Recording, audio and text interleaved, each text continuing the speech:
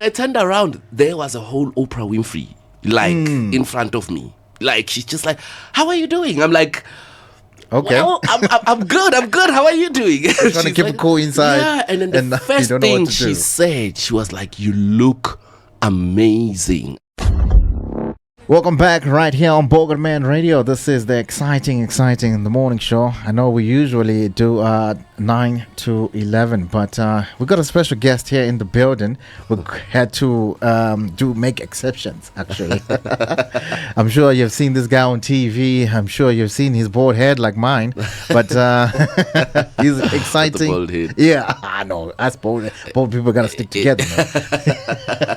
Look at her, she's losing her mind. Bald head unity there. Yeah, exactly. Ladies and gentlemen, we have Theodor. How you doing, my brother? I am good. I'm so like, blown away by the setup here at Bogart Radio. I mean, I was just saying that, I'm used to like TV, but it's my first time on radio. Oh, is it? So I don't want it's more like the same thing. Yeah, ENCA is very different from this. Is it? Well, we are glad yes, you're here so that we can get experience. Maybe you can get us over to your side as well. Of course. Actually, we are shooting today with one of your stylists on Up Close. Okay. What's his name? That's Nazreen. Nazreen, okay. Yeah, Nazreen. She's a designer. She's a designer and a stylist because she does my styling. For the show. All right, so usually when that's why you look so good every time. Yeah, man. Like red carpet vibes. She hooks me up with Bogart, and many people have been asking me, actually, what are you wearing? And that is the thing about it. Before we move on to the clothes real quick, I just wanted to ask, how is it working up close with the artists, with the celebrities, let me say that. Of which, see what I did there? Yeah, I see what you did there. I mean, it's a nice journey. It's almost like you get to know people, what's behind everybody, and it's really refreshing to talk to someone about their journey, how they got to where they're going, why they're doing what they're doing, and and for them, for me, when it comes to Up Close, I always try and find out what did you find a sense of purpose in what you're doing. And why basically it goes with why you're doing what you're doing, but a sense of purpose, a sense of doing what you're doing for a certain reason. And I find that everybody, if you are up close, if you are close enough, you get to learn how everybody sort of has a certain, they perform a certain function in society through whatever that they're doing. It can be connected to everything. Like, for example, music, for them, some do music to, try and express their life story and maybe encourage other people. But some people do music for like soothing and distressing people. And there's a purpose in everything in that sense. So it's very refreshing. Yeah, man, it's, people come from all walks of life, man. And it's incredible what you do as well, man. It makes us see the other side, like you said. But enough said with that one there. And how did your journey with Bogart Man come about? So, actually, we were on the red carpet. And there was carpet. Yes, we were on the red carpet. I think it was you were on the red carpet. yes, it was one of the red carpets. I'm not sure which show. I think it was one of the international boxers that came to South Africa. Was it Floyd Mayweather? Floyd, yes, the Mayweather. Yeah, the Mayweather. Yes, so I was covering that for ENCA, and I was there and on the red carpet. And the next thing, I believe one of your models from Bogart and Chris, who's your head of marketing, I think. Yes, head of marketing for Bogart Men, were there on the Shout red out carpet. to Mr. Augustine. Yeah. And he approached me. He was like, "Look, I like what you're doing, and I feel like your brand and Bogart can fuse, and that's how the journey started." And he was like, "Listen, just pop into our store and we can talk and we can try looks, and then if ever you are happy with how we can style you, then let's see if we can merge this thing. And then I came through to the store, because for me it was the first time I was ever even approached. You do look good in the clothes, though. Thanks, man. Thanks, man. I mean, we try, Yeah, but the clothes are just a good fit. For some reason, when I came in, I just got a good fit with the clothes, and I sort of connected to the brand. And I love the brand, like, the whole wings thing. It's also my thing. I like spreading my wings and flying. Nah, it's incredible, man. So I really connected with the brand from there. And when I did my first red carpet in a Bogart outfit, there was like a whole thing about it. Like, I think on socials. There's the one big one that caught my eye. Yeah. And I also want to know how the feeling you got there. I think the big one when Oprah Winfrey. Yes. Just laid a hand on that jacket. How did you feel in that moment? In fact, I know you spoke off air and everything else before you went, but wow. Wow. Look, let me tell you about that moment. I was very nervous. Of course, I'm thinking Oprah, and at the first time, I didn't even believe I was gonna actually talk to her. They said to me, "You will get a moment to interview her," but I thought they just twisting my. Of course. They were just just come cover the event. But then when they came to me and her crew came to me and said, "Listen, we need you to come through to backstage and get ready for Oprah." I'm like, it's happening. What's going on, guys? Like, are you for real? Then the nerves really kicked in. When I was standing there, she came from the back somewhere. I'm not sure, because she already knows you by the time she meets you, because they do a whole accreditation thing, and by the time you meet her, you have like a little ID. Like an ID, a whole ID. Yes, people don't get close proximity. Next in line for royalty is Beyonce. I mean, you get what I mean. Of course, you're gonna have that. I'm getting her. I'm manifesting this. I'm manifesting this. But like, she just popped up, and I heard Theodor. Oh my goodness! And when I turned around, there was a whole Oprah Winfrey, in front of me.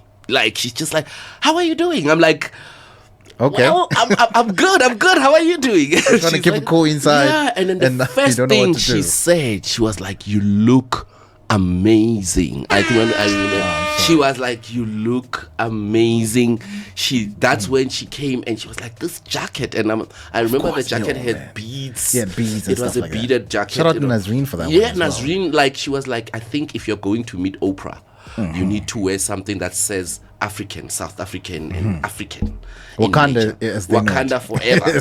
They know it. Yeah. And then when she just started touching the jacket, even before we went on screen, I mean, there was when you see her touching the jacket on screen, but she started touching it even before. She was like, "Look, I mean, I'm still like, your mind. I'm still like, am I dreaming? Is this happening?" And then she said to me, "You look nervous, but let me tell you something.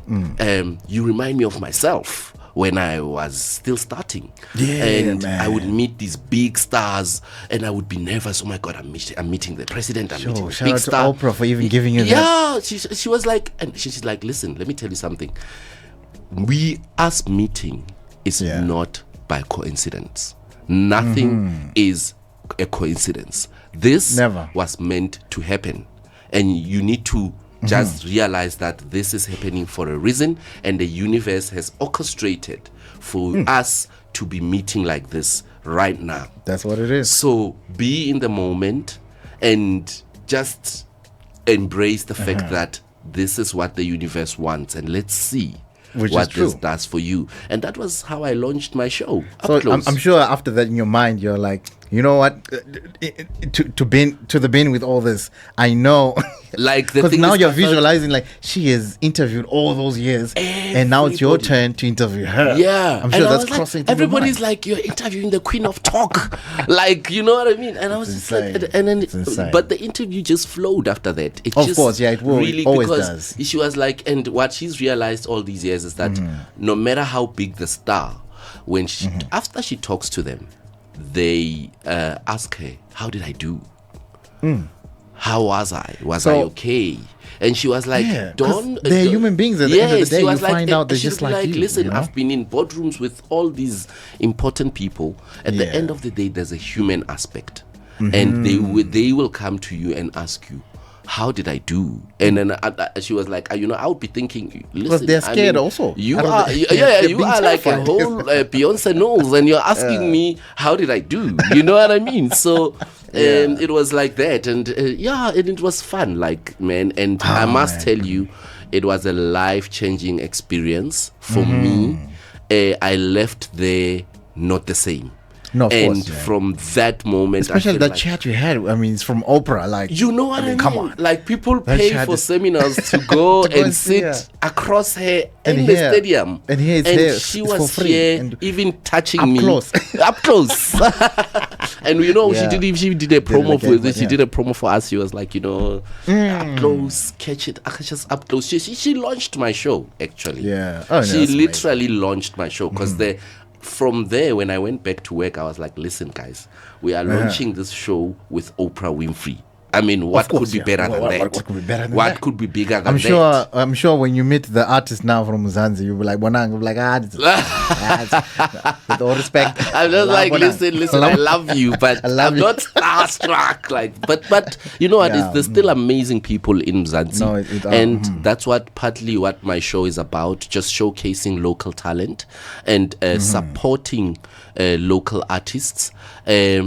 Like, that's one of the things that Oprah was doing that side. Of You course, get what I yes, mean? exactly, With their artists and whatnot. And I feel like the local entertainment industry here sort of needs us as Of course, yeah. artists to be together and just, do this thing together, whether you are on TV or radio or whatnot. But if ever you have an opportunity to showcase somebody's work and to give them whatever kind of spotlight you can give. And also, not only that as well. I mean, just to find out this artist on a human level. Yeah.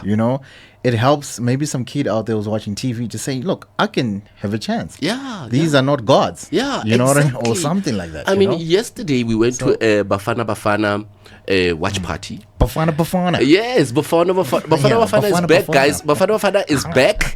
We've been doing the Springboks. We've been doing the Yeah, Springboks. guys. Bafana is back. It's winning again. It's likely to Shout out make to it Hugo into Bros. 2026 World Cup, guys. It's likely it's going there. No, we're going there. Yes. AFCON, we with the right direction. I think AFCON we can take it. Yeah. And I even said on the morning show, the World Cup, we might just have the first World Cup. We might. Yeah, And that's why I'm saying, guys, Bafana is bringing back. Remember that craze that happened during the Springbok rugby? Bafana is coming back with that, and it's going to be soccer this time. But we have to applaud South Africans for just, having the same impact and the same energy with Bafana all these years. Yeah.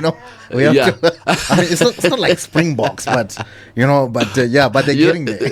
When I was talking to most of the Bafana people yesterday, they were telling me how the Springboks people were just like, listen, you guys right now, you've had your turn, so let us shine and whatnot. But now the fact that the soccer craze is coming back and South Africans are just And soccer's huge, representing man. again, You you know? know what I mean? And I feel like the country sort of needs that. I mean, with everything that is happening It here, definitely sparked something. it needs that. But even the reason why I mentioned it is because you were talking about someone who's watching at home. And I was talking to Brian Baloyi. You remember Brian Baloyi? Yes, And I was talking to Brian Baloyi, and he was saying something like that. He was like, listen, right now, we are doing it for the next generation. That kid who's sitting at home, who is watching soccer matches, they need to watch Bafana win and say, one day, I want to play for Bafana. Because that's what what's it is. happening with the Springboks right now. And Everybody wants to play. everybody wants to play for the Springboks. You know what I mean? And they need kids to get that hope again. Yeah, man. And that's the sense of hope that they provide. And that, for me, is everything. And I'm hoping that it comes through on Up Close as well. No, definitely. So to top it all off, just God bless you for the work that you're doing. Thank you. You know, it's amazing, actually. It's ENCI.